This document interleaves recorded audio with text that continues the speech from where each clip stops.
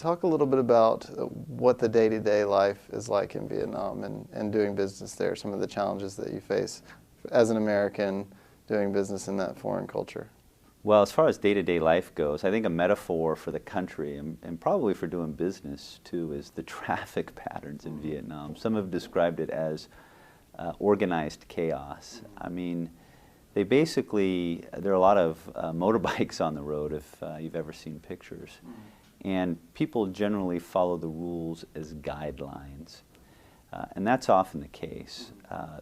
While there's great opportunity in Vietnam, and I've seen large companies and also smaller entrepreneurs have incredible success by getting in early as markets are developing. While the opportunities like that exist, there are some real pitfalls. One of them is that it's a pretty corrupt place to do business, and has been for a very long time, far predating, communism coming to the country. And there's an expectation that people will use their position to receive bribes, and so that makes it difficult for companies. But we would constantly counsel companies on a number of really practical strategies that they can use to avoid corruption. And the embassy really was working very closely with the government of Vietnam to implement some programs, as were other partners, to alleviate corruption, particularly in the commercial environment, because it's a real impediment to investment. Now, if you look at the investment that's coming in, plus the number of companies doing business there, you would say Vietnam is making progress. But they need to continue to do so through some of these programs. Beyond corruption, what are some of the challenges that companies face? I think you mentioned earlier the need for a partner on the ground. Right. There is a lot of administrative red tape still. But, doing business in Vietnam, like a lot of Asian countries, really requires a relationship. It's impossible to get any kind of project off the ground without being on the ground in Vietnam, developing relationships with people. One element of the economy there that's a little different from some of its neighbors is the big role that the government plays. I mean, as compared to China, where state-owned enterprises make up about 20% of the economy, in Vietnam it's still about 36%. So you have multiple relationships that you need to manage. Even if you're in a sector where there's not a large government player, you need to make sure that you're developing relationships with regulators, ministry people, in addition to business people that you can trust. And so, that's an element that's a little bit different than maybe what most business people are used to. Is Vietnam in the consciousness of American companies that are looking at Asia? That's a great question. I've been here in Atlanta for 4.5 months, and it's been an interesting experience. I've counseled a lot of companies about increasing exports to Asia, and it seems to me that there are a lot of Georgia companies that are expert and successful at exporting to Asia, but I often see a gap for Vietnam, and I think there's a lot of reasons for that. One, it's not well understood. They don't really realize how far Vietnam has come. And so, I've kind of taken it on as a personal project to help companies do that, and it's really gratifying for me personally. But it's critical to have a partner on the ground in Vietnam. It's a place where you really need assistance navigating. You can understand what's there. It's possible to understand the environment, but you need a little guidance.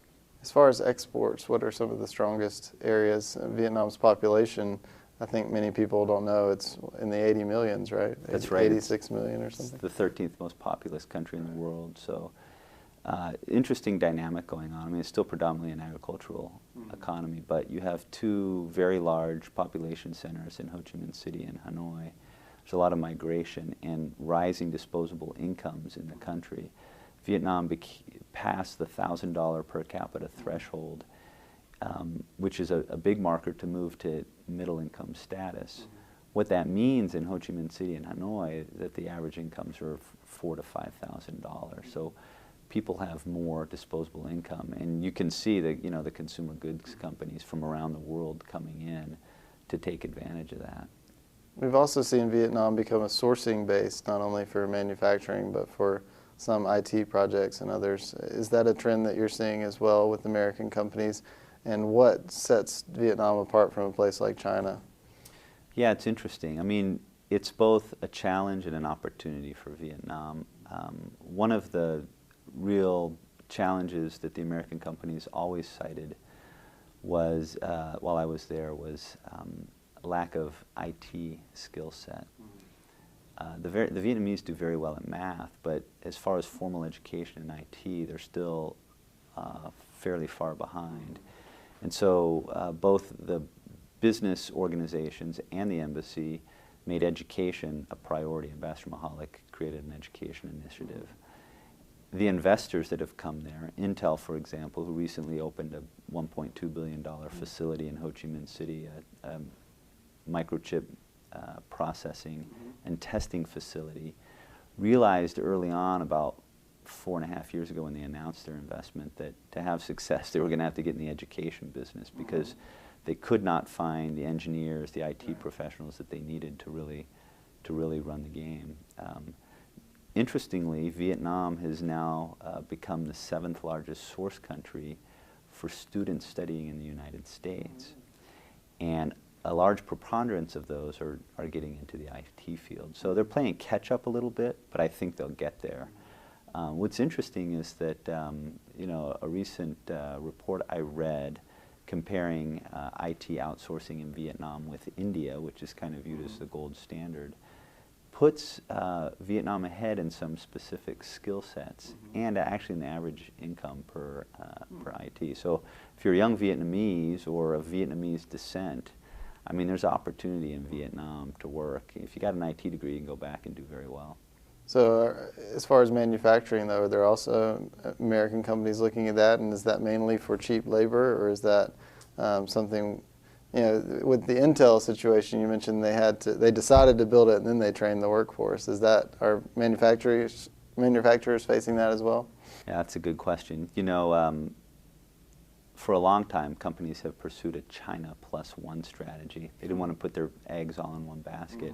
Now that's becoming more true than it ever was. We've seen some migration, not just of American companies, but as Vietnam moves up the value chain, it becomes a real incentive for consumer electronics manufacturers. And we've seen in the north and in the south both some clustering taking place there.